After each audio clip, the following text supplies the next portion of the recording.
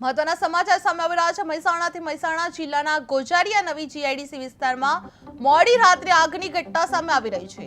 Plot number 87 માં આવેલી Ghanshyam industrial corporation નામની ફેક્ટરીમાં અગમ્ય કારણોસર આગ ભભૂકી ઉઠી હતી। જે આ ઘટનાની જાણ થતાં મહેસાણા મનપાના ફાયર વિભાગની ટીમ તાત્કાલિક ઘટના સ્થળ પર પહોંચીને આગ પર કાબુ મેળવવામાં આવ્યો હતો। આગને કારણે ફેક્ટરીમાં મોટું આર્થિક નુકસાન થયું હોવાનું જાણવા મળી રહ્યું છે। જે હાલ આગ લાગવાના કારણ અંગે વધુ તપાસ પણ હાથ ધરવામાં આવી રહી છે। જે મહેસાણા ગોજારિયા નવી જીઆઈડીસીમાં ફેક્ટરીમાં આગ ભભૂકી ઉઠી હતી। જે પ્લોટ નંબર 87 માં આગ લાગી હતી। જે ઘનશ્યામ ઇન્ડસ્ટ્રીયલ કોર્પોરેશનમાં મોટું નુકસાન થયું છે। જે ફાયર વિભાગે આગ પર કાબુ મેળવ્યો હતો।